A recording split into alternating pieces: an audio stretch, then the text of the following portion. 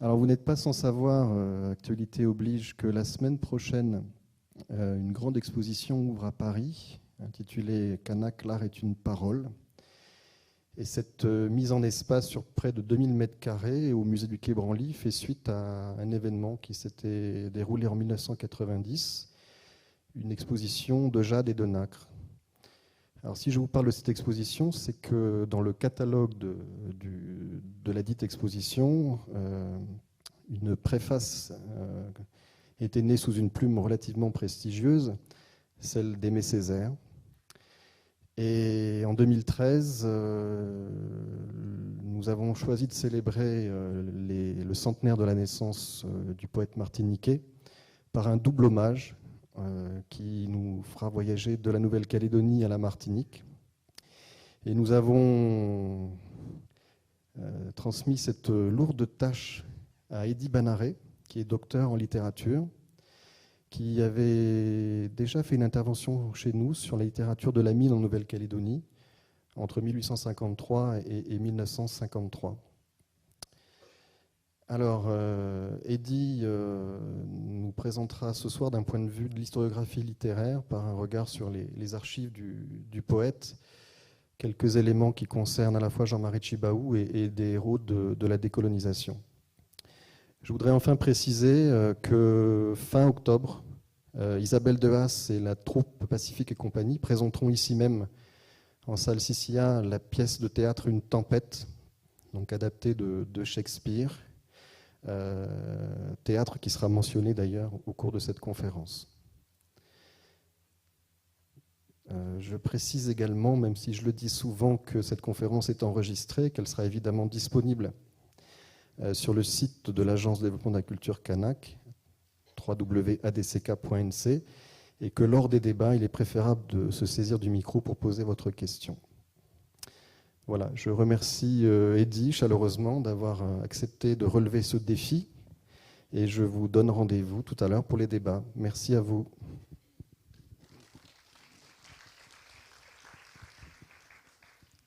Bonsoir. Je voudrais donc vous remercier d'être venus aussi nombreux pour partager ce moment d'écriture, revenir sur un moment d'écriture dans l'œuvre d'Aimé Césaire. Je voulais profiter aussi pour remercier à distance 2 membres de la famille d'Aimé Césaire qui m'ont aidé à consulter les archives par mail, par scan. Donc son petit-fils Christophe Césaire et son fils Jean-Paul Césaire. Donc effectivement, en 1990, Aimé Césaire publie un texte qui, au regard du reste de sa production, est assez surprenant, puisqu'il intervient. C'est un texte donc, comme Manuel l'a précisé, qui a servi de préface à l'exposition de Jade et de Nacre. Et c'est un texte qui intervient après la publication du dernier recueil poétique d'Aimé Césaire, Moi la Mineure, publié en 1982.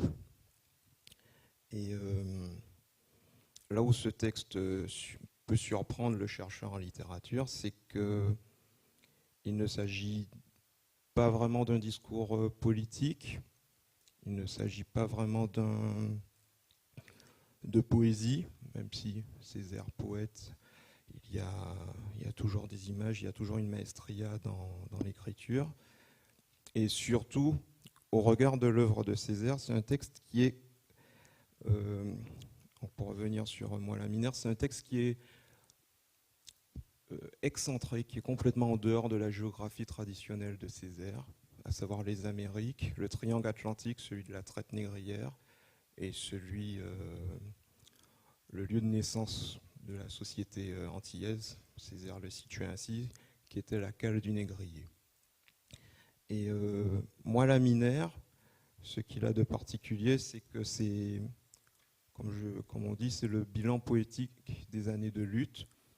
C'est le recueil qui contient le fameux poème Le calendrier lagunaire, qui commence par ces vers, J'habite une blessure sacrée, mais surtout par l'épigramme que je vais vous lire en intégralité, puisque je n'ai cité que les 3 dernières lignes de l'épigramme. Voici, c'est ainsi que sont introduits tous les poèmes du recueil. Le non-temps impose au temps la tyrannie de sa spatialité. Dans toute vie, il y a un nord et un sud, et l'Orient et l'Occident.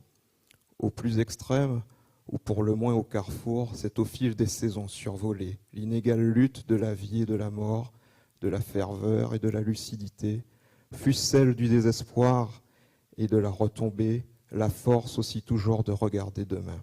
Ainsi va toute vie, ainsi va ce livre entre soleil et ombre, entre montagne et mangrove, entre chien et loup, claudiquant et binaire, le temps aussi de régler leur compte à quelques fantasmes et à quelques fantômes. Donc, ce sera la dernière œuvre publiée par Aimé Césaire. Il y a des inédits, bien sûr, mais la dernière œuvre publiée du vivant d'Aimé Césaire. Et là où le texte en hommage à Jean-Marie Tjibaou, c'est que on peut dire qu'en fait, la personnalité de Tjibaou, les événements de la Nouvelle-Calédonie ont littéralement réveillé le vieux guerrier qui était Césaire. Et il rédige ce texte que je vais vous lire en 1990 pour Jean-Marie Tjibaou. J'ai fait le choix de ne pas le faire distribuer parce que ça aurait pris l'allure d'un séminaire.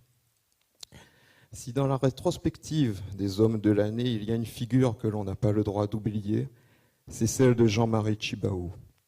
Car nul à mes yeux n'incarne mieux en cette fin de siècle et de manière plus pathétique la noblesse et la grandeur mises au service d'un petit peuple luttant pour sa survie et la survie d'une civilisation. Démarche en vérité exemplaire. Son premier mot d'homme politique, non pas de politicien mais d'homme, est un mot qui livre l'essentiel, relever la tête. Oui, Kanak, fondamentalement Kanak et fier de l'être. Kanak, autant dire fidèle, de cette fidélité qui va par-delà l'ancêtre, à la terre-mère, la terre, entraille toujours vivante. De cette fidélité qui seule rend légitime l'action politique, qui au demeurant n'est que prolongement et ne peut être que béquille. Kanak donc, et parce que Kanak, d'une exemplaire fidélité, responsable. Le grand mot est lâché, responsable de l'avenir, responsable du présent et du devenir, responsable de la vie à maintenir, à renforcer, à transmettre. Alors, inévitablement, devait se poser la question comment être Kanak dans le monde moderne? Il ne s'agit pas d'archaïsme. Il faut prendre le monde en charge et l'orientant, tenter de lui donner un sens humain. Il ne faut pas plus pour comprendre Matignon, non pas ce compromis, mais au contraire cette percée, cette avancée, cette victoire. Et d'abord, une victoire sur soi, la plus grande des victoires, sur la douleur intime, sur le ressentiment, sur la légitime méfiance. Au terme, l'inter-reconnaissance, le partage, don, contre-don, partage. Autant de mots occasionnellement employés par d'autres, mais qui sont des mots kanak, donc des mots de Tjibaou. D'ailleurs, l'homme était d'abnégation totale et de générosité. Pas naïf, généreux. Et parce que généreux, prétend à l'autre sa générosité, le croyant toujours capable d'un sursaut, d'un geste, d'une conversion. Oui, même le colon, oui, même le colonisateur. En vérité, le combat pour son pays, pour sa terre, c'est avec les armes les plus nobles et au nom des valeurs les plus hautes qu'il le mena, et jusqu'au bout. Kanaké est un des plus puissants archétypes du monde mélanésien. Il est l'ancêtre, le premier-né. Il est la flèche fêtière, le mât central, le sanctuaire de la grande case. Il est la parole qui fait exister les hommes. Jean-Marie Tjibaou combattait pour Kanaké. Le Nobel de la paix, d'autres l'ont eu et qui le méritaient. Jean-Marie Tjibaou, lui aussi le méritait. Et il lui était bien que le reste du monde honorât la noblesse de la démarche d'un fils d'un tiers-monde lointain et oublié. Il est mort foudroyé par un des siens. Cette mort, il l'avait pressentie et en avait d'avance accepté le risque, lui qui souvent parlait du grand trou noir. Aujourd'hui, disons simplement qu'il n'est pas au pouvoir du grand trou noir de tout engloutir. Jean-Marie Tjibaou, pour l'essentiel, demeure. Il aurait inventé une voie nouvelle, la voie kanak de la décolonisation. Je vois l'allée, bordée de cordylines viriles d'une tendresse d'érythina. Jean-Marie Tjibaou s'avance, dominant l'allée sur la colline. La rocaria pérenne, tous les éléments du mythe fondateur sont là. Jean-Marie Tjibaou s'avance et son indéfinissable sourire l'annonce. Kanaki nous est né. Donc, pour revenir à ce texte qui surprend, comme je l'ai dit, c'est un texte qui est en dehors de la géographie césarienne, puisque quasiment tous les personnages, les figures historiques célébrées par Césaire viennent toutes des Amériques, d'Europe pour Victor Schellcher et d'Afrique pour Patrice Lumumba. Et sans compter dans son œuvre les images obsédantes de la traite, de la cale du négrier, de la traversée.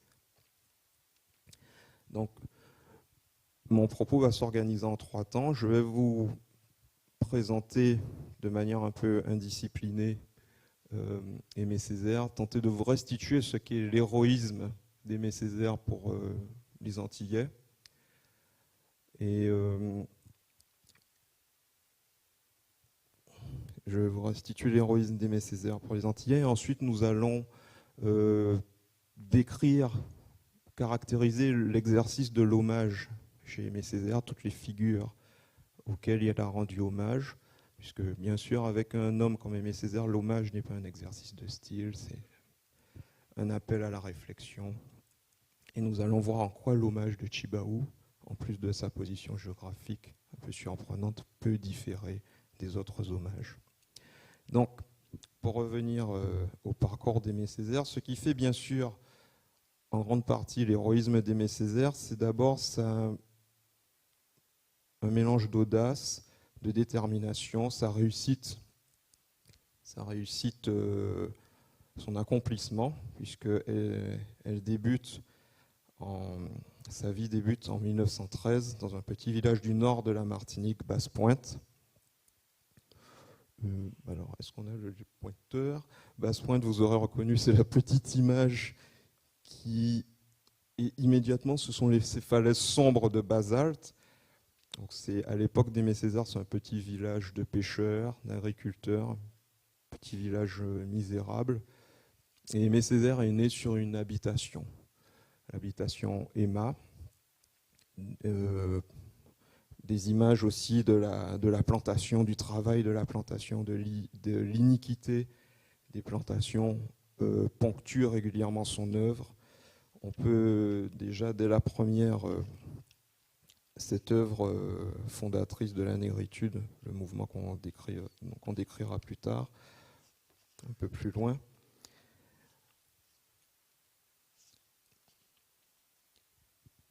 Il y a d'abord l'image de la fameuse rue Paille.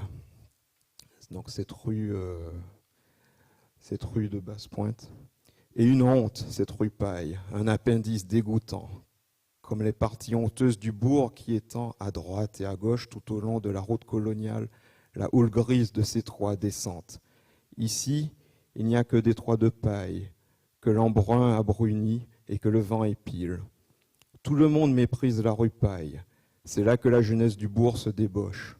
C'est surtout là que la mer déverse ses immondices, ses chats morts et ses chiens crevés. Car la rue débouche sur la plage, et la plage ne suffit pas à la rage écumante de la mer. Une détresse, cette plage, elle aussi, avec ses tas d'ordures pourrissants, ses croupes furtives qui se soulagent, et le sable est noir, funèbre. On n'a jamais vu un sable si noir, et l'écume glisse dessus en glapissant, et la mer la frappe à grands coups de boxe. Ou plutôt, la mer est un gros chien qui lèche et mord la plage au jarret. Et à force de mordre, elle finira par dévorer. Bien sûr, la plage et la rue Paille avec. Donc, Césaire, donc c'est un point de départ c'est aussi la réussite sociale, puisque il était quasiment, il y a quelque chose de miraculeux dans le personnage de Césaire. Comment un lieu aussi misérable a pu donner naissance à un grand poète, c'est la question qui revient souvent. Il y a la capitale, Fort-de-France, qui dans les années 20, quand Césaire est au lycée Schœlcher, et pareil, il l'a décrit comme la ville plate, étalée. Quand il décrit la Martinique, dans la Martinique des années 20, quand il la décrit, il dit « Au bout du petit matin, sur cette plus fragile épaisseur de terre que dépasse de façon humiliante son grandiose avenir, les volcans éclateront. L'eau nue emportera les taches mûres du soleil et il ne restera plus qu'un bouillonnement tiède picoré d'oiseaux marins. La plage des songes et l'insensé réveil. Au bout du petit matin, cette ville plate, étalée, trébuchée de son bon sens, inerte, essoufflée sous son fardeau géométrique de croix, éternellement recommençante, indocile à son sort, muette, contrariée de toute façon, incapable de croître selon le suc de cette terre, embarrassée, rognée, réduite, en rupture de faune et de flore. Au bout du petit matin, cette ville plate étalée, et dans cette ville plate, cette foule criarde, si étonnamment passée à côté de son cri, comme cette ville à côté de son mouvement, de son sens, sans inquiétude, à côté de son vrai cri, le seul qu'on eût voulu l'entendre crier, parce que on le sent sien, lui seul, parce qu'on le sent habiter en elle, dans quelque refuge profond d'ombre et d'orgueil. Dans cette ville inerte, cette foule, à côté de son cri, de faim, de misère, de révolte, de haine, cette foule si étrangement bavarde et muette. Donc, les derniers lieux qui font l'héroïsme de Césaire, il y a bien sûr l'école normale supérieure, la troisième image, l'Assemblée nationale et un lieu de ralliement, les éditions Présence africaine. Ok. Ensuite, bien sûr, Aimé Césaire, c'est une omniprésence. Depuis 2008, même avant, Aimé Césaire, c'est une expérience quotidienne du paysage quand on est à Fort-de-France. Ici, vous avez les images de ses funérailles en 2008, avec son surnom que tous les Fouillalais lui donnaient, Papa Aimé ou Papa Césaire. Il y a le logo que vous voyez en dessous, le service... Pardon. Le service d'action culturelle, le service municipal d'action culturelle, fondé dans les années 70, qui a permis à de nombreux habitants de Fort-de-France et de la Martinique d'accéder à une initiation à l'art, à la musique, à la danse, à la poterie, à toutes sortes d'activités, au théâtre notamment.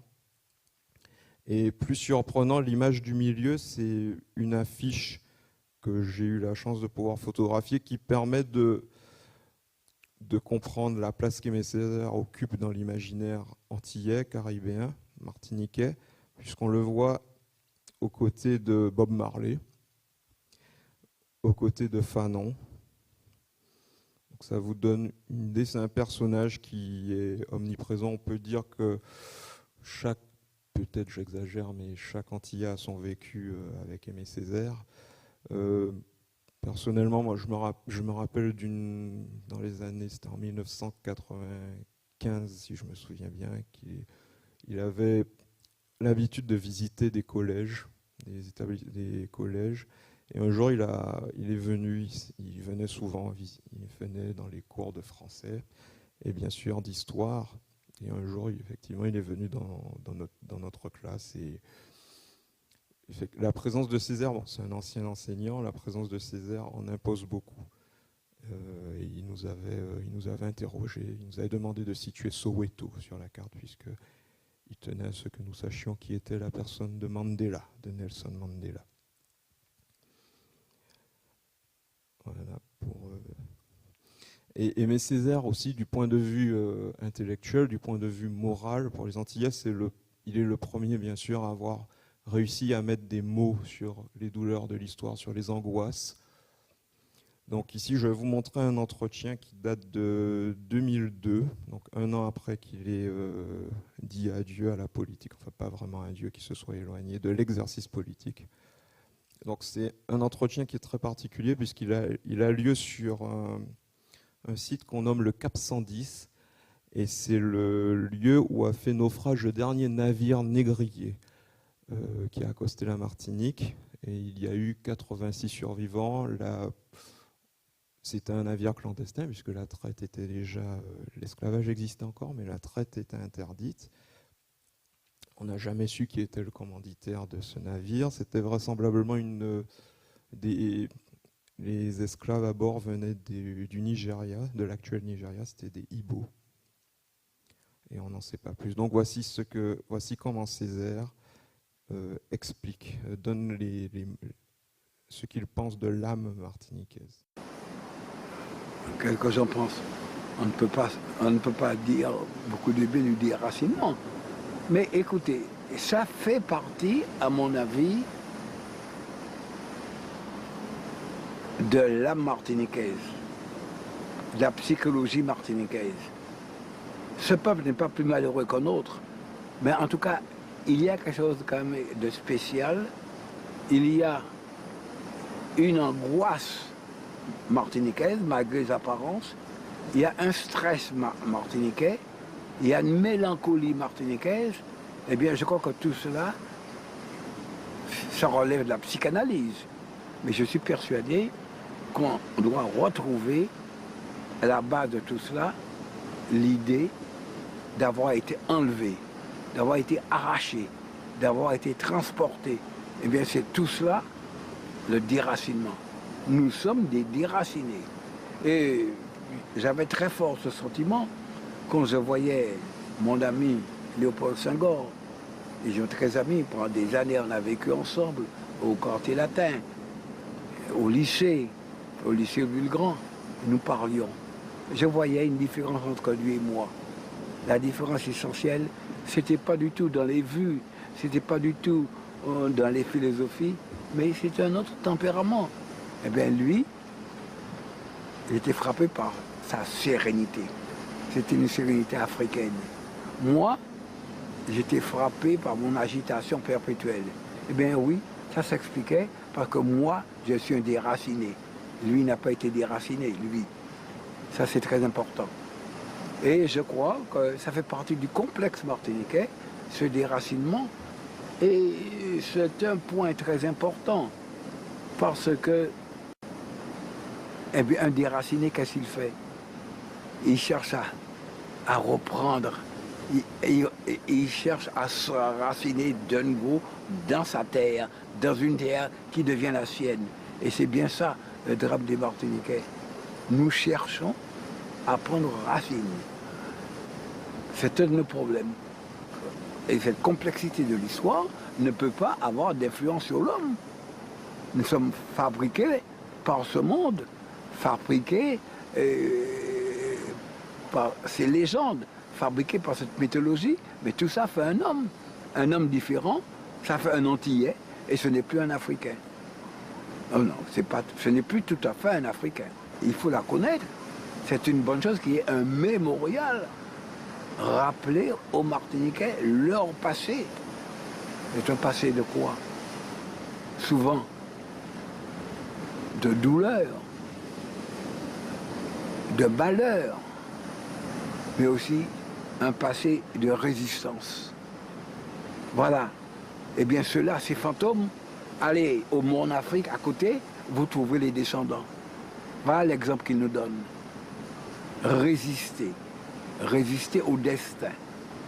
Et précisément, c'est ce que j'ai essayé de faire pour se retrouver, descendre au plus profond de soi-même pour se retrouver. Eh bien, moi, personnellement, je connais... les Martiniquais sont très différents les uns des autres. Je sais que lorsque j'essaie d'entrer et de rentrer en moi-même, et si je crois que j'ai été très séduit par la poétique surréaliste, c'est précisément, c'est pouvoir entrer en moi-même. aller plus bas qu'on ne descend la sonde. Et bien quand j'essaie de faire ça, eh bien, je retrouve en moi le nègre fondamental. Je retrouve mes fantômes, oui, c'est ça, les voilà. C'est ça que je retrouve. Et je ne les renie pas.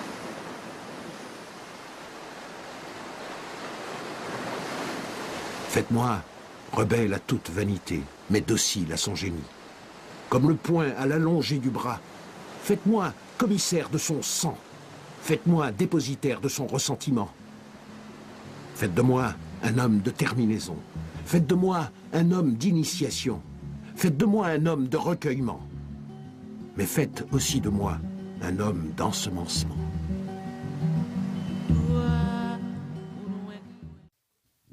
Ensuite, pour en revenir au... Donc ça donne une idée, Césaire a été le premier à, on va dire, à remettre l'Afrique, les héritages africains de la société antillaise en pleine lumière, puisque la société antillaise, c'est immédiatement après l'abolition de l'esclavage, c'est une société qui, par bien des traits, était aliénée culturellement, et Césaire a littéralement restauré la part africaine, la composante africaine de la société antillaise, puisque se rappeler de cette partie africaine, c'était se rappeler de la traite, c'était aussi recevoir le racisme de l'Europe des années de ce début du XXe siècle. Pour en revenir à l'héroïsme de Césaire, à cette détermination, elle vient aussi de cette capacité à s'être imposée dans le Paris des années 30, à une époque où c'était quand même l'époque des expositions coloniales. Donc nous voyons les trois personnages fondateurs les deux personnages. Le monsieur que vous voyez en grand, le plus grand des trois portraits, c'est Alioune Diop, le fondateur de Présence africaine. C'est une autre. Donc Césaire, alors qu'il est sur les bancs de l'école normale supérieure, parvient à s'imposer et il publie un numéro. C'est un numéro d'une revue qui s'appellera L'Étudiant Noir. Et c'est dans ce numéro que pour la première fois, il utilise le terme négritude. Et c'est sur les bancs de l'école normale supérieure qu'il fait la connaissance du Sénégalais Léopold Sédar Senghor, qui sera futur président de la République du Sénégal. Au lycée Schellcher à Martinique, il avait déjà fait la connaissance de Léon Gontran Damas, dont vous avez sûrement entendu le nom pendant les débats sur le mariage pour tous, qui a été cité par la garde des Sceaux, Christiane Taubira, qui est elle-même guyanaise. Léon Gontran Damas, et ces trois personnages-là vont fonder le courant intellectuel de la négritude. Et mais Césaire revient, l'autre aspect, il revient en Martinique en 1939, à la veille de la Seconde Guerre mondiale. Il faut savoir que c'était le temps des gouverneurs, et le malheur de la Martinique a été que son gouverneur, l'amiral Robert, avait pris le parti de Vichy, est allé du côté de Vichy, ce qui était assez surréaliste. Donc c'était une époque de disette. Il y avait des croiseurs déployés autour de l'île, et dans l'imaginaire des Martiniquais, souvent on appelle ça, en créole on appelle ça en temps Roubaix, puisque c'était une période où il y a eu la dissidence, c'est-à-dire qu'il y a eu des jeunes Martiniquais qui sont partis rejoindre les îles anglaises pour combattre l'Allemagne nazie. Et le plus souvent, si on ratait le départ, on risquait tout simplement l'exécution. Donc c'était une période très cruelle qui a marqué les imaginaires en Martinique, qui a marqué une période de misère profonde, en plus de celle de l'héritage de l'esclavage, de la pauvreté. Donc Césaire revient dans le seul lycée de l'époque, dans son lycée, le lycée Schellcher. Il revient en tant que professeur. Et très vite, il se fait remarquer comme c'est un professeur iconoclaste, on le surnomme le lézard vert parce qu'il s'habille, il était connu pour un costume assez improbable, un costume vert, à cravate rouge, et surtout il se fait très vite remarquer par une pédagogie assez novatrice. Les témoignages qu'on a pu recueillir de l'époque, par exemple quand Aimé Césaire enseignait Victor Hugo, c'était toujours en veillant à déboulonner la statue, en rappelant les discours de Hugo député sur l'Afrique, mais toujours sans ressentiment, dans l'idée d'éveiller l'esprit critique.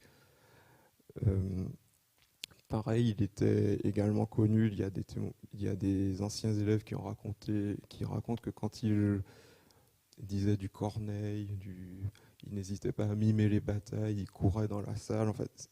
Et mon grand-père, qui était lycéen aussi à l'époque, qui n'a pas eu la chance de bénéficier de l'enseignement de Césaire, m'a dit que pour reconnaître un cours pour savoir quand avait lieu un cours d'Aimé Césaire, c'était le seul cours où les élèves se bousculaient à l'entrée. Les élèves se pressaient à l'entrée, donc le personnage marque les esprits très rapidement, il se fait remarquer. Et au moment où la pression des autorités de Vichy se fait plus forte, Césaire décide de résister poétiquement en fondant une revue qui au premier abord va paraître inoffensive. C'est la revue Tropique. Donc nous avons le premier numéro qui paraît en avril 1941. Il fonde cette revue avec son épouse, la somptueuse femme que vous voyez ici, son épouse Suzanne Césaire, le philosophe René Ménil, auteur de célèbres essais, Les Antilles déjà jadis. Et cette revue passe d'abord inaperçue. Elle est remarquée par André Breton qui, fuyant, se rendant à New York, passe par la Martinique. Et la fameuse histoire, il devait acheter du ruban pour sa fille. Et il remarque une revue mal imprimée, mal reliée, et les mots qu'il y découvre le subjuguent littéralement. Il cherche à rencontrer l'auteur. Mais rapidement, dans un numéro de 1942, les autorités finissent enfin par mettre le nez dans cette revue et ils tombent sur quelques vers et ils comprennent que ces vers sont un appel à la révolte et ils comprennent que derrière la dissidence, il y a peut-être aussi les mots de Césaire. Flics et flicaillons, nous vous haïssons, vous et votre raison. Nous nous réclamons de la démence précoce, de la folie flambante, du cannibalisme tenace. Et donc rapidement, Aimé Césaire est menacé d'éviction du lycée Schellcher. Et à la grande surprise des autorités, les élèves se mobilisent. Et c'est l'émeute. Il y a un début d'émeute à Fort-de-France pour empêcher l'éviction de Césaire. La fin de la guerre arrive, les autorités de Vichy s'en vont, et Césaire est sollicité pour inscrire son nom à l'époque sur les listes du Parti communiste. À sa grande surprise, il a répété toute sa vie, il n'était pas préparé à une carrière politique, et à sa grande surprise, il est élu, et c'est la carrière qu'on connaît, qui va durer 56 ans. Carrière de maire de Fort-de-France, de député de la Martinique. Et à partir de la deuxième partie de l'héroïsme de Césaire, c'est bien sûr une insolence, une forme d'insolence, puisque l'homme est un maître des mots. On raconte souvent que pendant les meetings, les spectateurs étaient subjugués par sa maîtrise de la langue française, par son verbe. Et nous avons une archive de 1985. Attendez, pardon. Avant ça, je vais trop vite. Avant ça, à partir de son élection, Césaire continue de s'imposer dans le paysage parisien. Donc sa vie est entre politique, production littéraire. Et Césaire participe en 1956 au premier congrès des artistes et intellectuels noirs à la Sorbonne. C'est un congrès qui, pour la première fois, donc c'était au tout début des décolonisations, c'est un congrès qui à l'époque a réuni des écrivains noirs américains, Richard Wright, James Baldwin, le malgache Jacques Rabé-Mananjara, l'autre grand écrivain martiniquais Édouard Glissant, qui obtiendra le Renaudot 2 ans plus tard. Et c'est un congrès qui a été fondateur puisqu'il a posé en tout cas les bases souhaitées des décolonisations. L'idée c'était de rentrer sur la grande scène de l'histoire et de pouvoir, comme avait dit Rabé Mananjara dans son discours, il avait dit causons, c'était ça le mot, causons, que tout le monde puisse causer à armes égales. Donc, Césaire s'impose rapidement, comme on a dit, avec son concept de la négritude. Donc, les chercheurs en littérature ont coutume de dire qu'il y a deux négritudes. Il y a la négritude de Senghor et la négritude césarienne. Donc, nous allons nous arrêter sur la négritude de Césaire. Césaire, invité à l'université de Miami, prononce un discours sur ce qu'il considère être la négritude en 1987. Il dit donc c'est une manière de vivre l'histoire dans l'histoire d'une communauté dont l'expérience apparaît à vrai dire singulière, avec ses déportations de population, ses transferts d'hommes d'un continent à l'autre, les souvenirs de croyances lointaines, ces débris de cultures assassinées. La négritude résulte d'une attitude active et offensive de l'esprit. Elle est sursaut, et sursaut de dignité. Elle est refus, je veux dire refus de l'oppression. Elle est combat, c'est-à-dire combat contre l'inégalité. Donc, effectivement, comme Césaire l'a rappelé dès le cahier d'un retour au pays natal, la négritude, si elle puise son expérience dans le monde noir, celui de la traite, de la colonisation, la négritude, elle a consisté, Césaire a dit, d'un mot insulte, nous en avons fait un drapeau, nous en avons fait des diamants. Ils ont pris le mot nègre et ils en ont fait une attitude, cette fameuse attitude offensive de l'esprit. Et quand il dit qu'il disait dans les vers, je ne vais pas passer les vers du cahier d'un retour au pays natal, quand il dit ma négritude n'est pas une tête d'eau morte, elle plonge dans la chair rouge du sol. Et il dit plus loin, ce n'est point par haine des autres races que je me fais bêcheur de cette unique race, mais c'est pour la soif universelle. Donc effectivement, on sait que par exemple dans les années 60, la négritude a été revendiquée au Québec pendant la Révolution tranquille pour protester contre la domination de l'anglais, donc par les francophones du Québec. Ils ont revendiqué, ils se sont fait, des poètes comme Gaston Miron se sont fait surnommer les nègres blancs d'Amérique. Donc la négritude la négritude n'a pas vraiment de couleur en fait. Le texte fondateur de la négritude, c'est bien sûr le cahier d'un retour au pays natal que Césaire a décrit comme, paru en 1939, que Césaire a décrit comme l'odyssée d'une prise de conscience. Effectivement, quand on lit le cahier, il commence par l'arrivée à Fort-de-France. Fort-de-France, la capitale insalubre, comme il dit, dynamitée d'alcool et de petites véroles. Et le dernier motif du recueil, c'est la cale d'un négrier, c'est la révolte des esclaves qui font exploser la cale du négrier et prennent les commandes du navire. Et il y a ces vers, et ce pays cria pendant des siècles que nous sommes des bêtes brutes, que les pulsations de l'humanité s'arrêtent aux portes de la nègrerie. Et ce pays était calme, tranquille, disant que l'Esprit de Dieu était dans ses actes. Donc effectivement, la lecture du cahier, c'est une expérience assez singulière, puisque quand on lit le cahier, on a des images extrêmement violentes qui qui nous jaillissent au visage, les images de la traite, un rappel des faits assez durs, effectivement. Quand Césaire nous dit, plus loin, « Que de sang dans ma mémoire ! Dans ma mémoire sont des lagunes, elles sont couvertes de têtes de mort. Elles ne sont pas couvertes de nénuphars. Dans ma mémoire sont des lagunes, sur leurs rives ne sont pas étendues des pagnes de femmes. Ma mémoire est entourée de sang. Ma mémoire a sa ceinture de cadavres et mitraille de barils de rhum génialement arrosant nos révoltes ignobles. Pamoison Dieu doux d'avoir lampé la liberté féroce. » Et plus loin, il dit, un peu plus loin, « Non.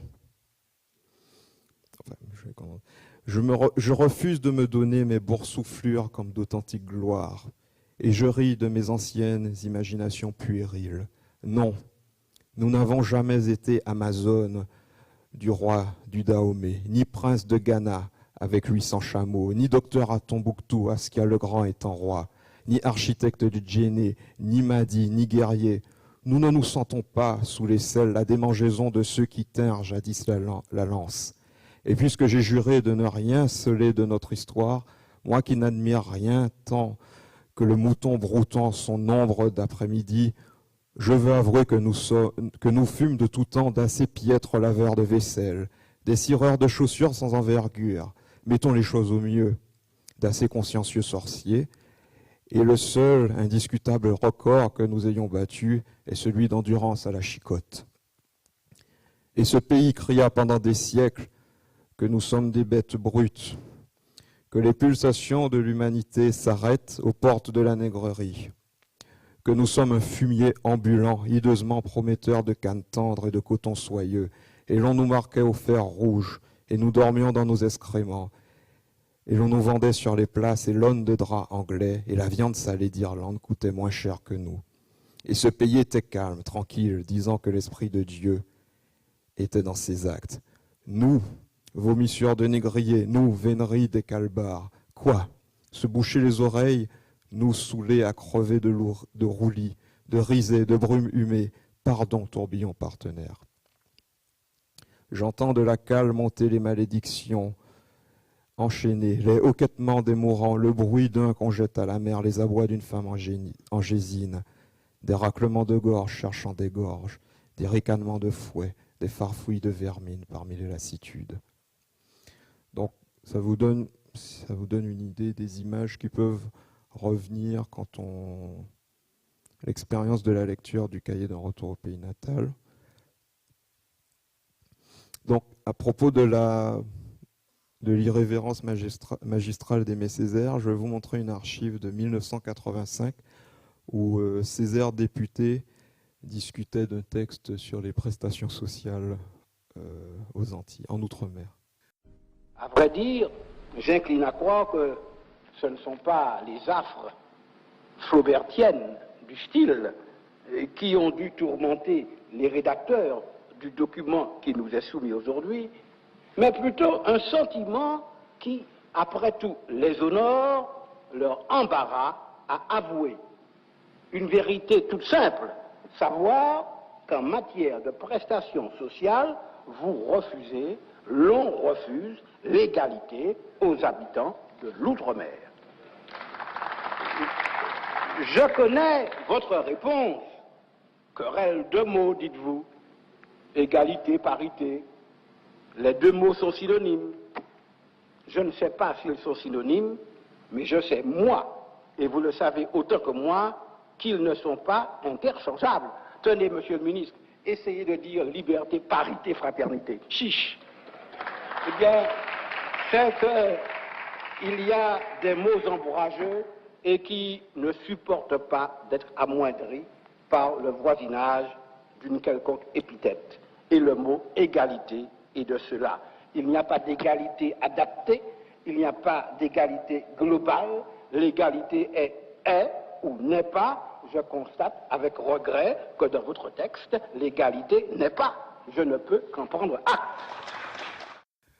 Ça vous donne une idée de la manière, souvent les débats avec Aimé Césaire, les meetings politiques étaient souvent vécus comme des C'était des joutes verbales, ils étaient vécus littéralement comme des matchs de boxe. Alors, nous allons revenir brièvement sur l'œuvre politique d'Aimé Césaire, puisque comme nous parlons d'Aimé Césaire saluant Jean-Marie Tjibaou, arrêtons-nous un instant sur un aspect essentiel, les mots qui semblent immédiatement séparer les deux hommes, indépendance et départementalisation. Déjà, Césaire a eu régulièrement affronté la question, dont l'origine réside principalement dans le contraste entre une œuvre incendiaire et les décisions politiques. En bref, le schéma est le suivant. Dans la fièvre des décolonisations et des indépendances, Césaire n'est ni devenu le chef d'une révolution nationale, encore moins celui d'un nouvel État indépendant de la Caraïbe.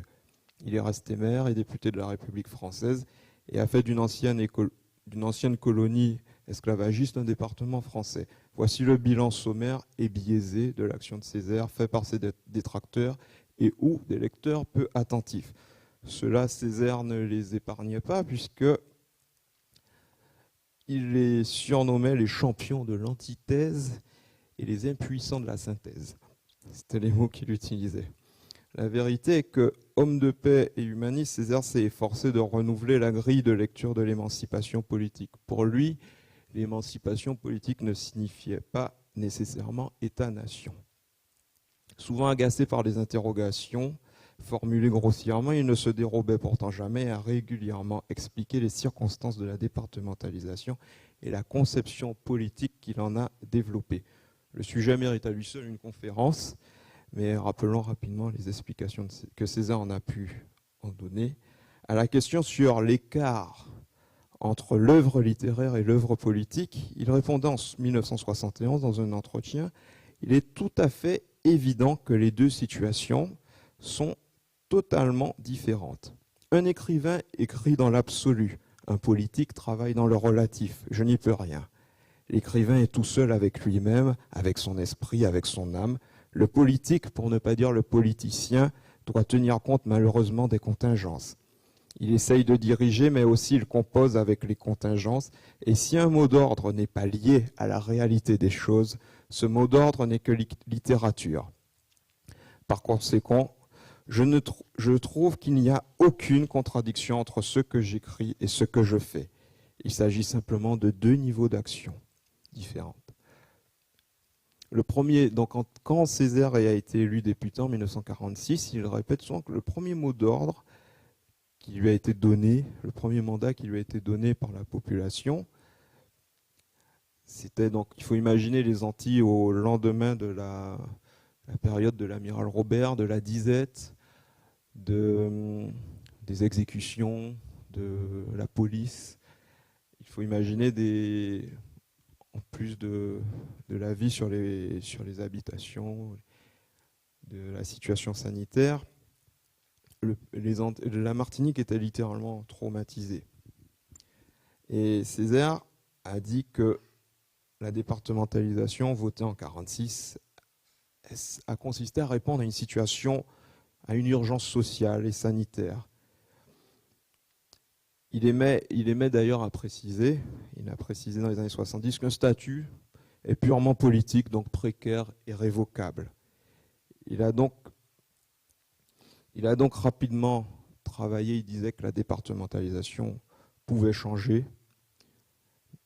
Il a donc rapidement travaillé à ce qu'il a nommé l'autonomie et à travers une philosophie politique qu'il appelait ironiquement, puisque c'était les mots de ses détracteurs, qu'il a appelé ironiquement la politique des petits pas. Et il a expliqué avec cette phrase « Je crois qu'en politique, un petit pas fait ensemble vaut mieux qu'un grand bond solitaire ».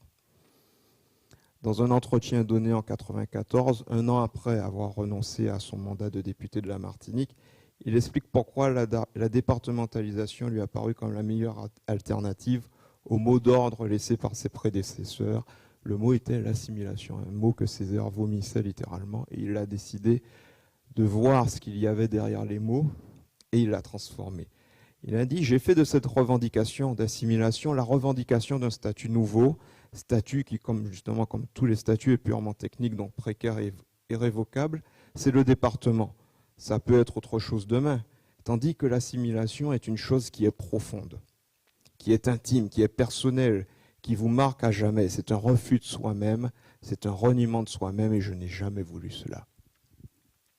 Donc répondre à l'urgence sociale, en gros la départementalisation qui venait après le traumatisme de la guerre, la répression de l'amiral Robert, c'était la promesse d'une Martinique libérée du pouvoir des gouverneurs, du pouvoir tout-puissant des gouverneurs, pouvoir de censure, de répression, libérée des épidémies, puisqu'il faut savoir qu'à l'époque, il y avait des épidémies de typhoïde qui décimaient la population, libérée des épidémies de typhoïde, débarrassée des clivages hérités de l'esclavage, puisque c'était enfin l'accès à la scolarisation, avec de meilleurs salaires et surtout des enfants scolarisés et non plus à s'user dans les champs de canne. Le statut a certes plusieurs fois montré ses limites, comme en 2009, dans l'actualité récente, et l'héritage laissé par Césaire à ses successeurs est précisément la mise en œuvre de cette autonomie. Césaire disait, donc Césaire il préférait agir par la culture, puisqu'il disait effectivement que la culture est le levain du tout. Donc, voici pour Césaire son image, sa représentation auprès, son aura auprès des Antillais, mais après dans le monde. Et nous allons enfin arriver à ce qui nous réunit, c'est la nature de l'hommage, l'exercice de l'hommage dans l'œuvre de Césaire. Césaire a célébré plusieurs figures historiques dans son œuvre. Il a célébré plusieurs figures historiques et bien sûr, la plupart du temps, ces figures ont été célébrées dans le théâtre. Le théâtre a été pour lui l'outil politique, mais il y a eu bien sûr la poésie, des essais et le texte un peu plus hybride dans sa forme qu'est l'hommage à Jean-Marie Tjibaou, un texte complètement à part. Voici ce que Césaire disait sur le théâtre. Pourquoi le théâtre? D'abord, ça va commencer par un extrait de la pièce de la tragédie du roi Christophe, et ensuite Césaire s'exprime. À qui fera-t-on croire que tous les hommes, je dis tous, sans privilège, sans particulière exonération, ont connu la traite, la déportation, l'esclavage, le collectif ravalement à la bête, le total outrage, la vaste insulte, que tous, ils ont reçu plaqué sur le corps au visage l'omnignant crachat. Nous seuls, madame, vous m'entendez? Nous seuls les nègres.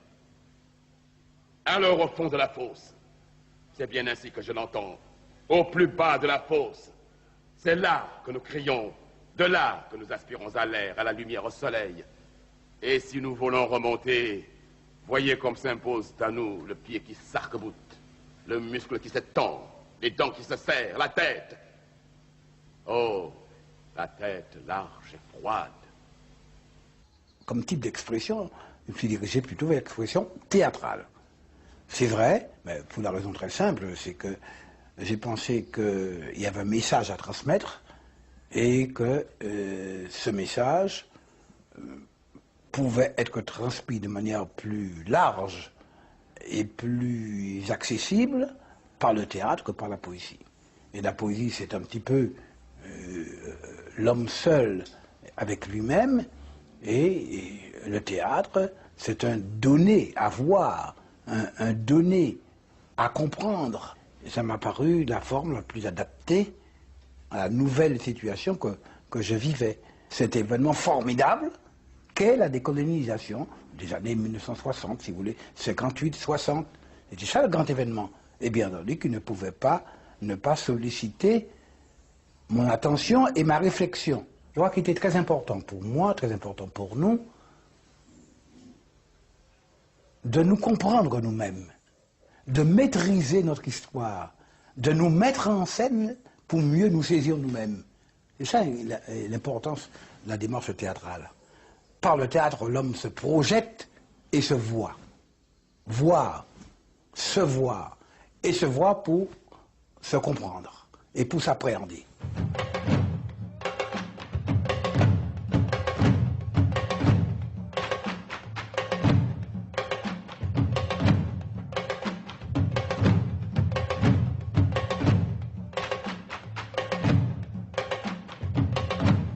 Quel instrument de connaissance de nous-mêmes avions-nous?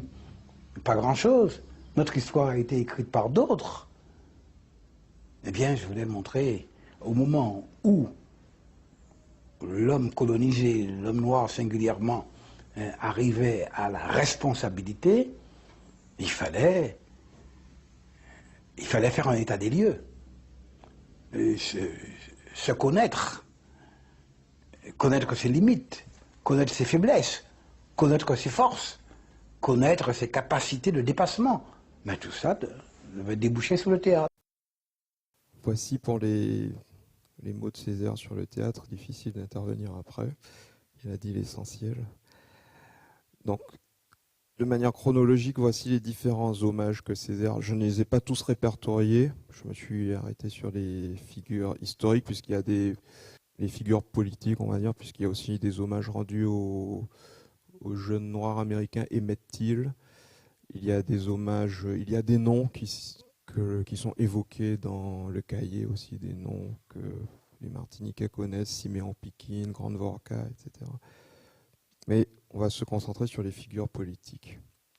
La première, c'est bien sûr Toussaint Louverture, c'est la figure archétypale de la négritude, puisque, comme il disait, Haïti, où la négritude se mit debout pour la première fois, il dit qu'elle croyait à son humanité. Donc Toussaint Louverture, le fondateur de la première république noire, république fondée par des esclaves révoltés, Haïti.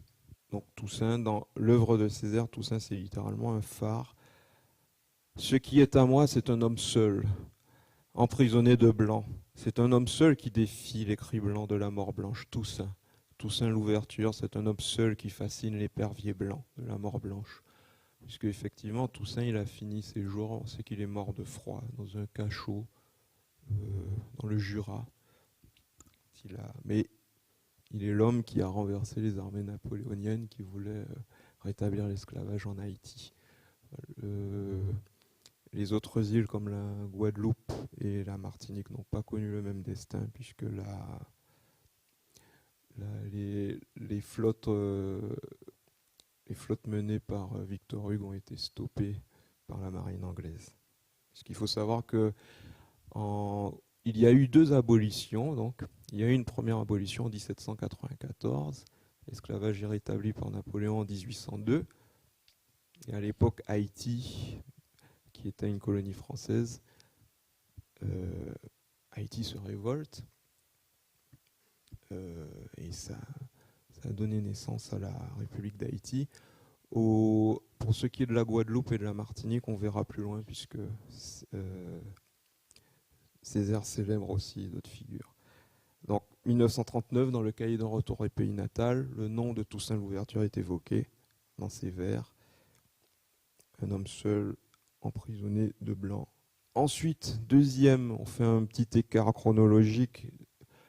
Césaire rédige une étude historique en 1960 qui s'intitule donc Toussaint Louverture, la Révolution française et le problème colonial, où il restaure, puisqu'à l'époque on ne parlait pas de Toussaint Louverture, il restaure la figure de Toussaint Louverture, en tout cas en France, il l'a fait connaître par l'historiographie française, parce que c'était une figure, c'est quand même l'homme qui a défait Napoléon, c'est l'homme à oublier. Quand Toussaint Louverture vint, ce fut pour prendre à la lettre la Déclaration des droits de l'homme, ce fut pour montrer qu'il n'y a pas de race paria, qu'il n'y a pas de pays marginal, qu'il n'y a pas de peuple d'exception. On lui a légué des bandes, il en a fait une armée. On lui a laissé une jacquerie, il en a fait une révolution. Une population, il en avait fait un peuple. Une colonie, il en avait fait un État. Mieux, une nation. Deuxième hommage dans l'œuvre de Césaire. Cette fois-ci, c'est un autre exercice de Césaire. C'est un exercice plus universitaire. C'est une conférence donnée pour le 100e anniversaire de l'abolition de l'esclavage aux Antilles, 1948. Conférence donnée à la Sorbonne. Conférence en hommage à Victor Schœlcher. C'est une conférence c'est un texte qui est immense et où il situe ce qu'a été le décret de l'abolition de l'esclavage. Le décret de Victor Schœlcher, c'était le passé réparé. L'avenir préparé, c'était la reconnaissance du nègre jusque-là bête de somme dans la famille humaine. Donc c'est le seul hommage donné sous cette forme, sous la forme d'une conférence universitaire. Après, il y a eu des discours politiques, mais on ne pourra malheureusement pas tout faire. L'autre hommage, c'est celui qui apparaît dans le texte suivant, « Et les chiens se taisaient », première pièce de théâtre d'Aimé Césaire, c'est la figure du rebelle. Alors le rebelle, il ne lui a pas vraiment donné de nom, puisque dans toute l'histoire des Amériques, il y a eu des chefs de révolution qui ont été neutralisés, mais dont l'aura a suffi à enflammer tous les endroits où ils étaient. Ici, je vous ai mis donc le rebelle, c'est une image archétypale dans l'imaginaire caribéen. En créole, on parle du nègre marron. C'est celui qui quitte la plantation, qui fait tout flamber. Et c'est celui qui dit non. Donc, j'ai trouvé, vous avez l'image de la statue de Port-au-Prince au milieu des décombres du séisme, qui a miraculeusement survécu. La gravure en dessous, c'est le rebelle Cudjo en Jamaïque. Il a été le premier, historiquement, avant Toussaint, il n'a pas fondé un État, mais il a mené une révolution et il a forcé le pouvoir anglais à signer un traité avec les chefs marrons. Donc lui aussi, c'est un personnage fondateur, donc Cudjo. Et la pièce « Et les chiens se taisaient » raconte justement l'itinéraire d'un chef de révolte qui, après avoir tué son maître, prend la tête d'une révolte et commence à faire flamber les plantations alentours et réfléchit aux aboutissements de cette révolte. Et il finit donc. La pièce commence par des mots célèbres, puisque le rebelle est une figure tragique, puisqu'il est voué inévitablement à la mort. Et il dit, Césaire dit d'abord ces mots, « Bien sûr qu'il va mourir le rebelle. Oh, il n'y aura pas de drapeau, même noir, pas de coup de canon, pas de cérémonial. Ce sera très simple, quelque chose qui de l'ordre évident ne déplacera rien, mais qui fait que les coraux au fond de la mer, les oiseaux au fond du ciel, les étoiles au fond des yeux des femmes tressailleront, le temps d'une larme ou d'un battement de paupières. » Et le rebelle, donc c'est la figure de la prise de conscience. On a parlé chez Césaire d'une poétique du ressentiment, parce que Césaire met des mots il parlait dans l'hommage à Chibaou de la méfiance légitime, il met des mots aussi sur la haine, sur la rancœur, mais aussi sur les mises en garde, sur la prise de conscience, quand il dit... Et il y a toujours, bien sûr, cette volonté de dépassement, puisque au tout début de la pièce, le rebelle commence par dire « Architecte aux yeux bleus, je te défie. Prends garde à toi, architecte, car si meurt le rebelle, ce ne sera pas sans avoir fait clair pour tous que tu es le bâtisseur d'un monde de pestilence. Architecte, prends garde à toi, qui t'a sacré. En quelle nuit as-tu troqué le compas contre le poignard? Architecte sourd, aux choses claires comme l'arbre, mais fermé comme une cuirasse, chacun de tes pas est une conquête, et une spoliation, et un contresens et un attentat. » Et au moment où la mort vient, au moment où, puisque ce sont des révoltes qui ont pour la plupart, certaines, il y a eu des victoires bien sûr, il y a eu des dépassements, mais les issues ont été tragiques. Et le rebelle finit par ces mots. Haïr, c'est encore dépendre. Qu'est-ce que la haine, sinon la bonne pièce de bois attachée au cou de l'esclave et qui l'empêtre, ou l'énorme aboiement du chien qui vous prend à la gorge? Et j'ai une fois pour toutes, refusez-moi d'être esclave. Donc, plus esclave de la haine, le rebelle est chez Césaire une figure du dépassement, d'humanité en fait. L'autre personnage, c'est Louis Delgrès, qui a aujourd'hui sa plaque au Panthéon. Donc Louis Delgrès, c'est un général, c'est un militaire, comme on disait à l'époque, militaire de couleur, et qui s'est levé contre le rétablissement de l'esclavage en 1802 en Guadeloupe. Il a mené une bataille, il a monté une armée après avoir lancé un appel le texte est magistral, mais malheureusement le temps de la conférence ne nous permet pas. Après avoir lancé un appel à la population, il monte une révolte avec à ses côtés la mulâtresse Solitude, des personnages qui aujourd'hui dont on trouve les statues dans les rues de Pointe-à-Pitre. Après 3 jours de révolte, quand il comprend que son combat est voué à l'échec, il se sacrifie et se retranche avec ses hommes dans la réserve de poudre à canon et se fait exploser. Donc ici la photo c'est le mémorial sur les lieux justement de ce sacrifice, le mémorial Louis Delgrès en Guadeloupe. Et il dit: Louis Delgrès, je te nomme, et soulevant hors silence le socle de ce nom, je heurte la précise épaisseur de la nuit, puisque effectivement toutes ces figures pendant longtemps ont été ignorées, ont été volontairement, comme l'œuvre de Césaire d'ailleurs à un moment, ont été volontairement mises sous silence.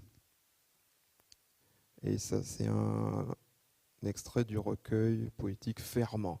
Ferment, qui recueil poétique paru en 1960, qui est fondé sur un jeu de mots, puisque ferment, c'est un mot qui renvoie directement à la réalité de l'esclavage, puisque ferment, c'est la mise au fer, la mise aux chaînes, c'est l'enchaînement de l'esclave, mais aussi le mot sonne comme le ferment, qui, comme Césaire l'a dit, Césaire disait que la culture est le levain du tout. Donc toujours cette idée de dépassement à chaque fois sur le ressentiment, sur la haine.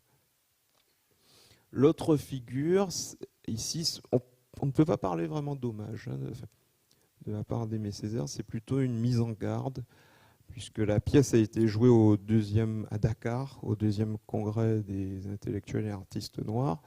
Et d'après ce que racontent les biographes, donc Romuald Foncroy, les biographes les plus documentés, la pièce a été jouée devant des chefs d'État. On connaît plus ou moins le désenchantement qu'a été certaines décolonisations qui ont tourné à la tyrannie.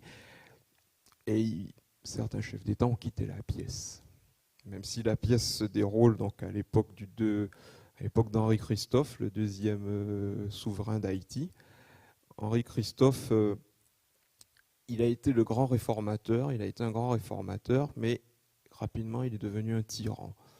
Il a fait bâtir le palais sans souci et Aimé Césaire a choisi de mettre ce personnage en scène. Et en fait, mettant en scène Christophe, c'est à la fois la mise en garde contre les excès, et il donne ses mots il prête ses mots à Henri Christophe.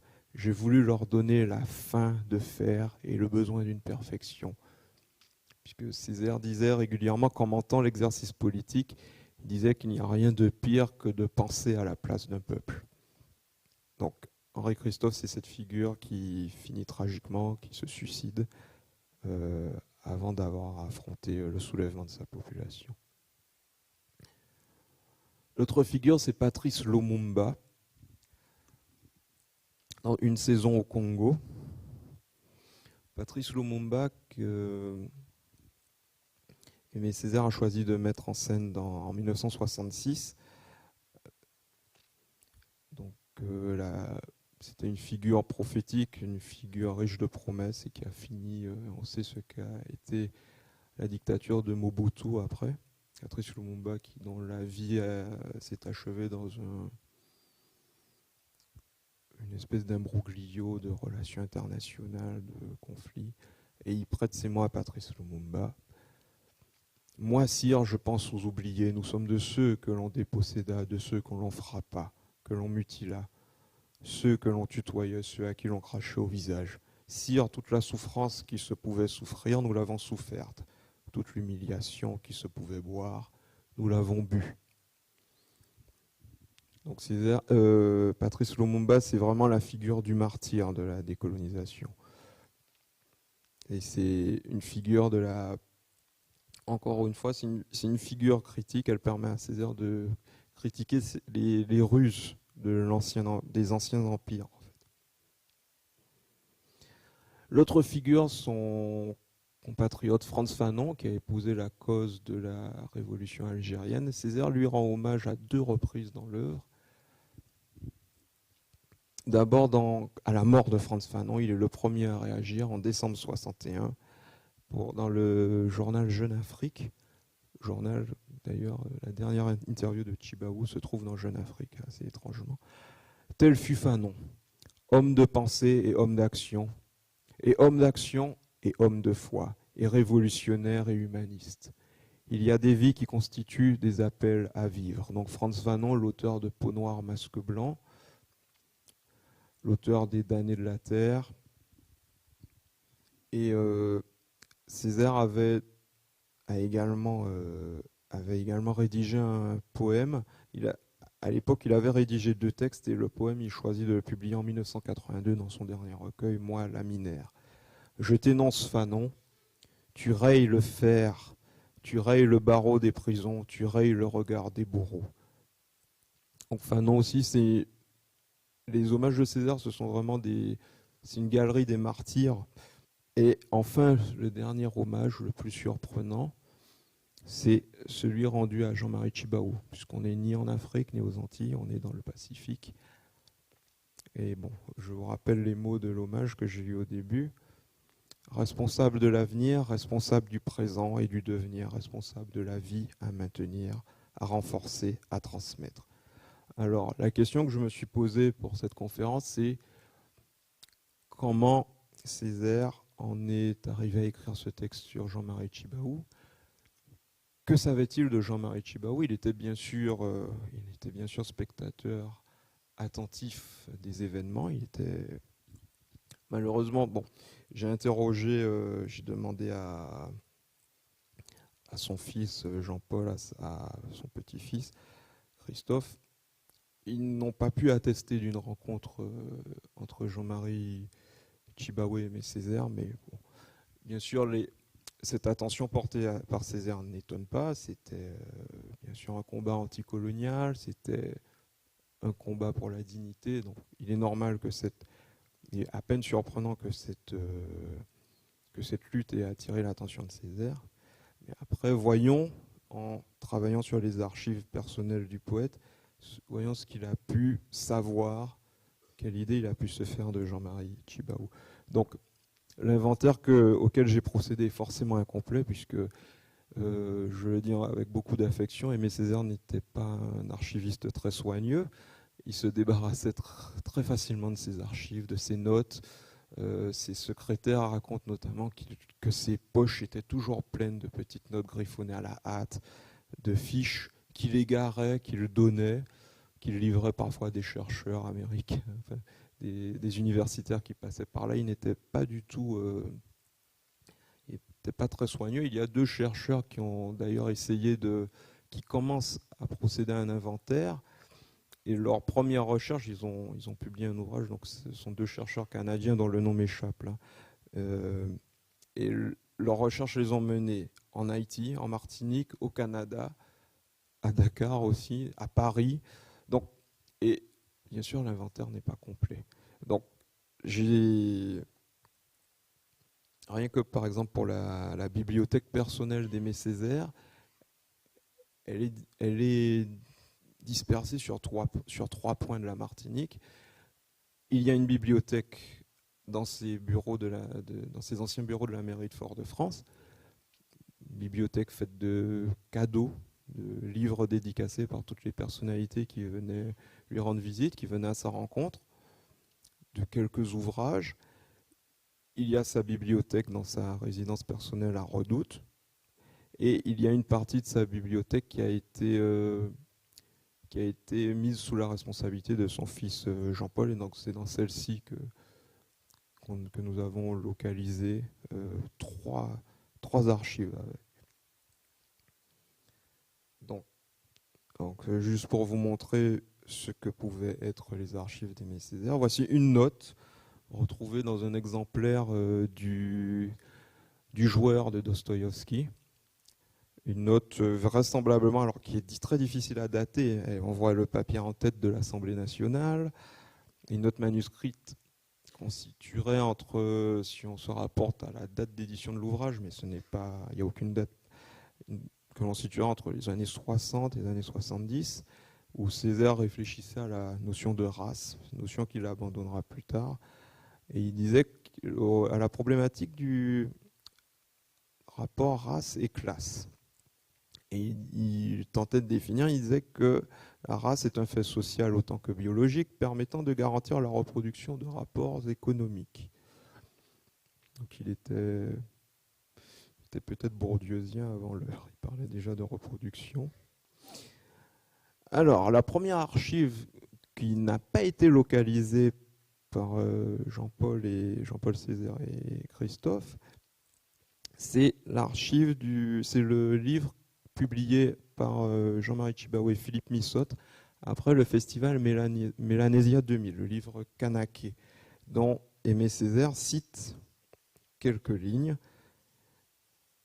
Il dit « Kanaké est l'un des plus puissants archétypes du monde mélanésien. Il est l'ancêtre, le premier-né. Il est la flèche fêtière, le mât central, le sanctuaire de la grande case.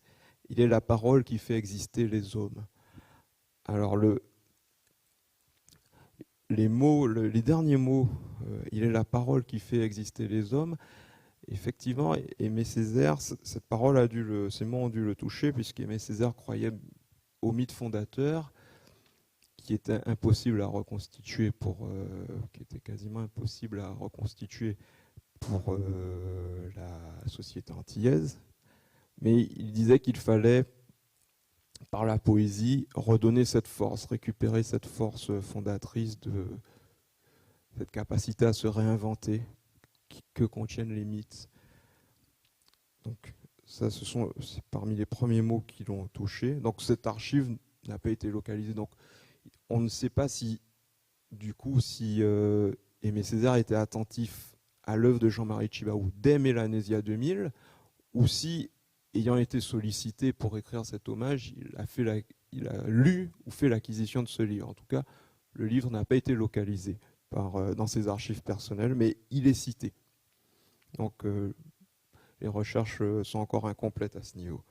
Et par contre, les 3 entretiens présents dans la bibliothèque personnelle d'Aimé Césaire, il y a bien sûr le célèbre entretien accordé au temps moderne par Jean-Marie Tjibaou en 1985, qui contient la fameuse formule « Notre identité est devant nous », qui était en possession d'Aimé Césaire. Par contre, je n'ai pas osé solliciter la bienveillance de la famille, abuser de la gentillesse. J'aurais pu demander les archives pour voir si elles étaient annotées par Aimé Césaire, mais je n'ai pas poussé. J'ai juste demandé les références. Donc voici les quelques mots, les mots d'introduction. L'objectif essentiel de mon voyage, c'est la sensibilisation de l'opinion française au fait que la décolonisation est une responsabilité du gouvernement français. Il nous faut convaincre cette opinion française que si elle s'endort sur la décolonisation, la colonisation continuera. Plus loin dans l'entretien, il dit des mots, toujours ce sera difficile de rendre toute la densité de ces entretiens. Si on veut abolir le fait colonial, il faut utiliser le fait colonial. Et enfin, la fameuse phrase, le retour à la tradition, c'est un mythe, je m'efforce de le dire et de le répéter, c'est un mythe. Aucun peuple ne l'a jamais connu. La recherche d'identité, le modèle pour moi, il est devant soi, jamais en arrière. C'est une reformulation permanente. Et on retrouve effectivement cette interrogation dans l'hommage à Aimé Césaire, quand il dit « comment être kanak dans le monde moderne ?» Et il répète que pour lui, effectivement, ce n'était pas... Il reprend un peu les termes de la pensée de Tjibaou quand il dit qu'il n'y a pas d'archaïsme. Il dit il faut prendre le monde en charge et l'orientant, tâcher de lui donner sens, un sens humain. Et Césaire, dans son œuvre, il a parlé de l'œuvre de l'homme, quand il dit dans les derniers mots du cahier de retour au pays natal, quand il dit « Et il est place au rendez-vous de la conquête, et nous savons maintenant que le soleil tourne autour de notre terre éclairant la parcelle qu'a fixée notre volonté seule, et que toute étoile chute du ciel, de ciel en terre à notre commandement sans limite. Il parlait aussi, il demandait à être poreux à tous les souffles du monde. En gros, l'idée était de participer au grand concert des humanités, d'apporter sa part d'universel au monde. Donc on retrouve ce qui a pu rentrer dans les mots de Chibaou, ce qui a pu rentrer en écho avec les siens.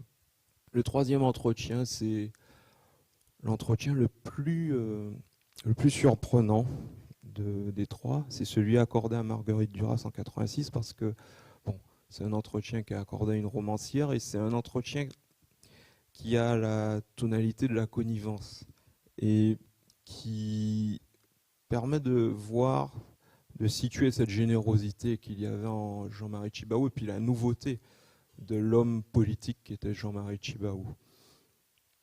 Donc c'est un entretien qui est plein d'humour puisqu'il débute avec les compliments que lui fait Marguerite Duras sur son costume et Jean-Marie Tjibaou réplique « Il faut savoir se déguiser quand on va en ville ». Donc c'est un entretien qui est plein, qui rappelle aussi donc non seulement cette générosité et ces airs dans l'hommage parlent de l'indéfinissable sourire de Jean-Marie Tjibaou. C'est vrai que l'humour de Jean-Marie Tjibaou était assez, dans des circonstances très graves, et il était assez surprenant, assez réconfortant. Et à l'époque, l'interlocuteur de Jean-Marie Tjibaou, c'est Bernard Pons. Et quand on l'interroge sur les termes de la négociation avec Bernard Pons, voici comment Jean-Marie Tjibaou, donc c'est assez surprenant de la part d'un leader politique, voici comment il livre sa manière de vivre la politique, de vivre la négociation politique. Il dit « Je reconnais les gens d'une manière un peu animale, comme les enfants qui ont peur de certains et pas des autres. Il y a des gens en qui j'ai confiance et puis il y en a que je ne vois pas, qui ont beaucoup de carapace. » C'est vrai que ce sont des mots choisis, des mots simples, et qui peuvent surprendre de la part d'un leader. Et on peut imaginer qu'effectivement, quand Aimé Césaire a lu ces mots-là, il y a de quoi être désarçonné.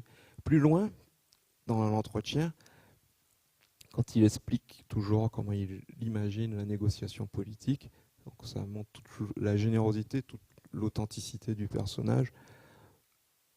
Je pense qu'il peut arriver que les gens qui ont une carapace, un discours bien organisé, comprennent aussi ce qu'on leur dit. Et qu'il leur arrive d'être désarçonnés, touchés, comme devant une peinture ou une poésie. Mais qu'ensuite ils oublient, ils ne savent pas ce qui les a frappés. Ce sont des mots... il n'y a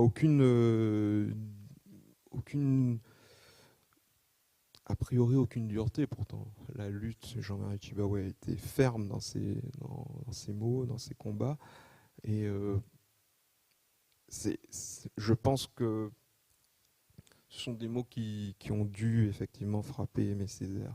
Et plus loin, je n'ai pas cité ces passages-là, quand Marguerite Duras, donc on peut imaginer que les questions que pose Marguerite Duras ce sont les questions d'une romancière qui cherche à cerner un personnage.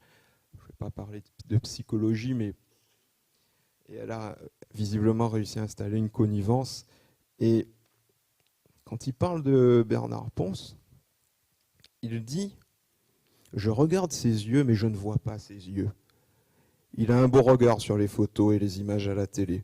Je pensais que j'allais le reconnaître, mais dans la réalité, peut-être, c'est le fait de l'ombre, du bureau. » Et à ces mots, Jean-Marie Tjibaou rit. Il est dans l'ombre, il se sauve. Je comprends aussi que ça doit être difficile pour lui. Donc on a encore, dans les mots, quand Césaire disait généreux parce que prétend à l'autre sa générosité, il y a toujours cette confiance, cette foi. Et Césaire tenait à préciser, pas naïf, généreux. La générosité, c'est toujours cette idée de toujours mettre la négociation, de toujours mettre le dialogue en marche, de ne jamais rien fermer, de fermer aucun chemin. Et l'autre entretien qui était dans les archives, c'est l'entretien qui a lieu un mois, donc après, qui a lieu un mois après la signature des accords de Matignon. C'est un entretien accordé à Jeune Afrique. Et on peut dire que c'est l'entretien de la nécessaire pédagogie. Jean-Marie Tjibaou est obligé d'expliquer parce que, effectivement, c'est un entretien qui, on peut dire à la lumière de cet entretien que la trajectoire politique de Jean-Marie Tjibaou, et même aux yeux d'Aimé Césaire, elle a complètement renversé les termes de la négociation politique. Elle a complètement renversé les termes de la manière de penser la colonisation, la manière de sortir de la colonisation, puisque on a vu parmi les figures anticoloniales célébrées par Césaire, elles procédaient souvent par mise en garde, par le rebelle dit bien, ce ne sera pas sans avoir fait clair que tu as bâti un monde de pestilence. Et tandis qu'ici, Jean-Marie Tjibaou, il est surprenant, c'est dans cela qu'il se range aux côtés des grandes figures de paix, que Gandhi, effectivement, et que sa parole mérite sa parole est d'une extrême densité. Et on voit donc déjà le début de l'incompréhension. À l'époque, on a un manque de recul immédiatement après la signature des accords de Matignon. Manque de recul, donc c'est un regard, ce sont deux journalistes africains qui interrogent Tjibaou, ils ne comprennent pas qu'il en soit arrivé, c'est presque vécu comme un échec d'avoir signé un tel accord, alors que Césaire a très vite compris, il parle d'avancer, de percer, il parle de victoire, et à l'époque, ces journalistes, eux, n'ont pas, ils ont vécu cette signature comme un échec. Et il y a deux phrases que l'on va retenir. La première phrase, c'est à la question « Quelle satisfaction ?» C'est une question c'est une question de journaliste qui a l'obligation d'informer, bien sûr, d'informer sur les termes, mais c'est une question qui, en creux, qui peut sembler un peu pernicieuse, puisqu'il demande à Jean-Marie Tjibaou quelle satisfaction tirez-vous de la signature. On pourrait la retraduire, quelle satisfaction tirez-vous de votre échec. Mais non. Et Jean-Marie Tjibaou dit une chose très simple. Il convient de retenir que la volonté de construire la Calédonie dans la paix est de façon définitive. On ne peut pas, ça se passe de commentaires. Et les derniers mots de l'entretien, le tout dernier paragraphe, contient une phrase qui est vraiment touchante parce qu'elle est pleine de tendresse et elle a forcément frappé Aimé Césaire, et elle dit aussi l'humour, encore une fois, et la générosité de Tjibaou, parce qu'on pose une question et elle traduit aussi cette incapacité à comprendre à l'époque, sans le recul, à comprendre les termes de la signature des accords de Matignon, puisque il demande à Jean-Marie Tjibaou, il demande les Caldoches ont-ils leur place dans la Calédonie indépendante? Et Jean-Marie Tjibaou qui répond, qui fait une réponse peut-être dictée par l'agacement mais aussi l'humour. Et en fait, c'est une réponse pleine de tendresse puisqu'il dit tout à fait, puisque ce sont de bons cuisiniers et de bons consommateurs. Donc ça montre effectivement, même dans la gravité, cette capacité de dépassement de Jean-Marie Tjibaou, et ce n'est pas la première fois effectivement que dans ses discours qu'il parle de la nourriture, puisque qu'est-ce que la nourriture, la promesse d'un partage, d'un bon repas, et aussi la mention des bons consommateurs. Il n'y a aucune accusation là-dedans, c'est simplement le rappel que la Calédonie reste à construire et que les inégalités restent à résoudre. Et l'humour de Jean-Marie Tjibaou est extrêmement touchant à la fin de cet entretien. Donc, entretien donné un mois après la signature des accords de Matignon. Et donc, effectivement, on peut penser que Ouais, dans cette phrase, elle en dit beaucoup sur l'humanité de Jean-Marie Tjibaou. Aimé Césaire parle de plus humain, d'aller au plus humain. Et aussi, ce qui frappe dans l'hommage rendu à Jean-Marie Tjibaou, c'est l'image de fin dernière. De tous les héros célébrés par Aimé Césaire, si on se concentre ne serait-ce que sur... Bien sûr, il y a la réalité de l'histoire, mais après, il y a le choix de la mise en scène. Il y a toujours du drame. Par exemple, Henri Christophe, qui finit aphasique, et la dernière scène, ce sont les porteurs du corps d'Henri Christophe qui se plaignent de sa lourdeur et qui en rigolent. C'est vraiment une image... On est dans une image extrêmement pathétique. Patrice Lumumba, la dernière image est celle d'un dialogue cynique entre des dignitaires de l'ONU qui finissent par... qui parlent de la mort de Lumumba en ces termes. Ils en parlent comme un épiphénomène. Et il dit... Donc c'est une discussion entre un banquier, un dignitaire de l'ONU, et le banquier qui dit, donc le banquier qui est prêt à déployer ses tentacules sur le Congo, maintenant que Mobutu est arrivé. Il dit, pour ma part, je ne vois guère là matière à spéculation politique. C'est un épisode, disons, folklorique. Quelque chose comme une manifestation de la résurgence de cette mentalité bantoue, laquelle périodiquement vient faire craquer chez les meilleurs d'entre eux le trop frêle vernis de la civilisation. Image tragique. Et tandis que la dernière image de Jean-Marie Tjibaou, de tous les hommages, mis à part celui rendu par Victor Schœlcher, qui finit dans la lumière, Jean-Marie Tjibaou sourit et nous guide vers un chemin, et Césaire annonce qu'un acquis nous est né. Donc le nous, on peut bien sûr penser que c'est l'humanité, c'est nous tous. Et en cela, effectivement, on peut dire que cet hommage signale la radicale nouveauté que Jean-Marie, et puis le défi que Jean-Marie Tjibaou nous somme de relever, un défi de paix, un défi de partage. Donc, et Césaire a bien sûr, vers la fin de sa vie, Césaire a dû être heureux de voir arriver cet homme, effectivement. Il y a quelque chose de quasi prophétique dans cet hommage. Donc voilà. Je vous remercie.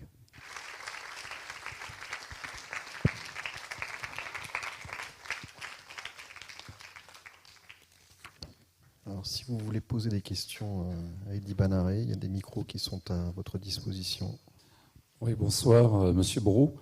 Donc, en fait, ma question, c'est que Aimé Césaire est mort il n'y a pas très longtemps.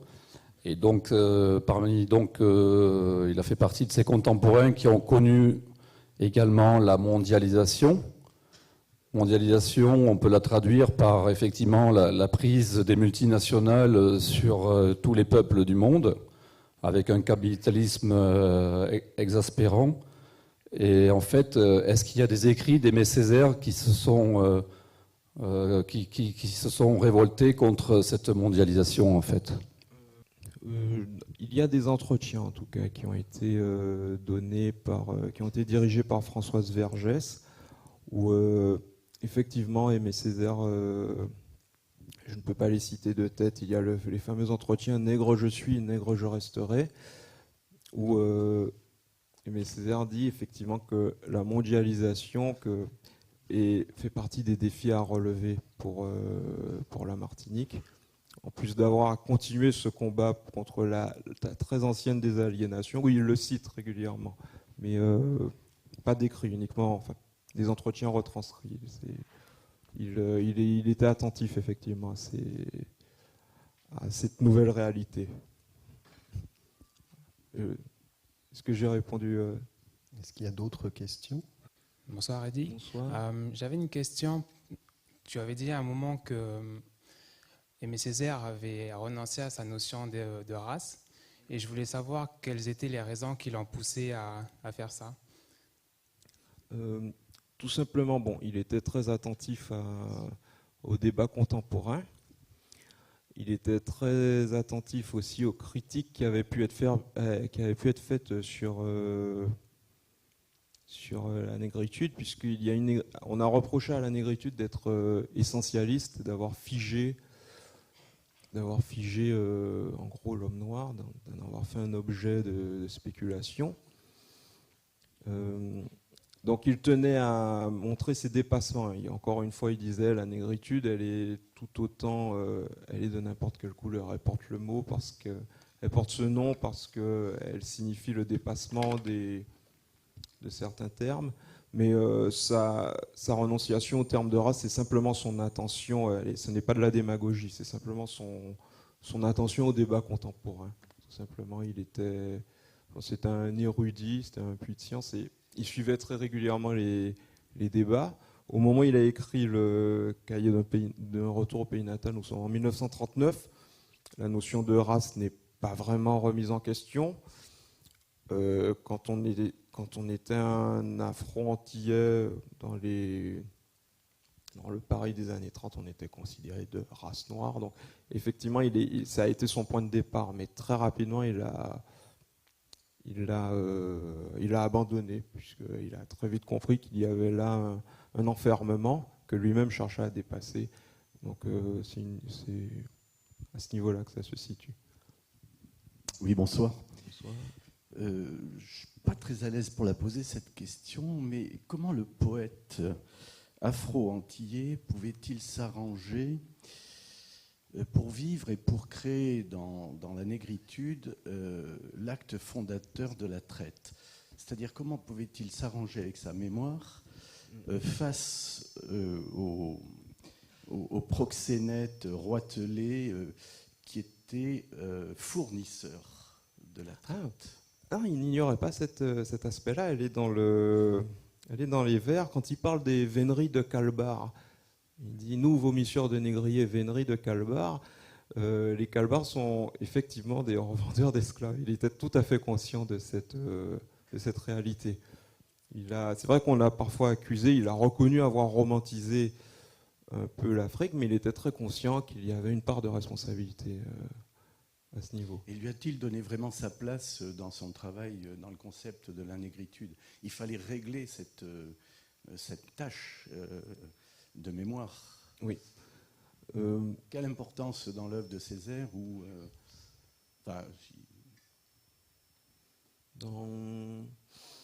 Elle est simplement dans l'injonction, la force de regarder demain, donc affronter les vérités historiques. Il en était dans quelques entretiens que je ne peux pas citer de mémoire.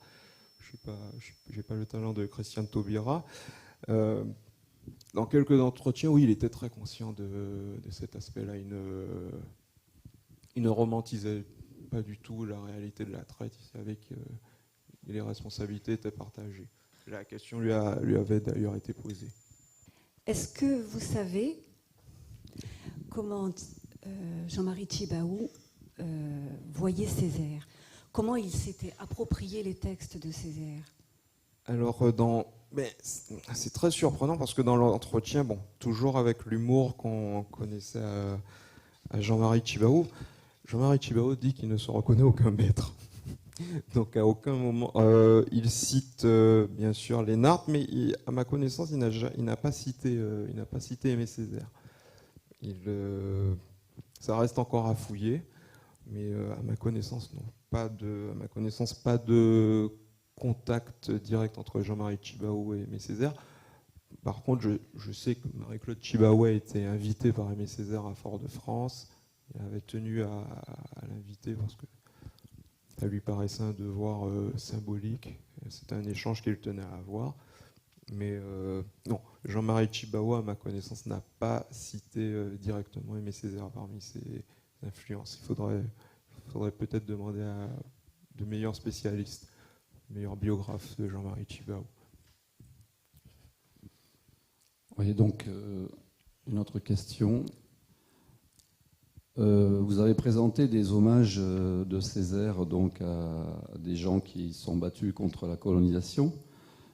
J'aimerais savoir quel a été son ressenti et par extension le ressenti des peuples de Martinique et de Guadeloupe lorsque Nicolas Sarkozy a voulu rendre hommage à l'homme avant sa mort. Alors on a beaucoup parlé de récupération de la figure, que c'était une manière de... Les réactions étaient très mitigées. On a dit que c'était un honneur légitime. Par contre, il avait été à un moment question de transférer le corps au Panthéon. Là, les Martiniquais ont refusé, ils ont dit Césaire reste en Martinique, il est à nous.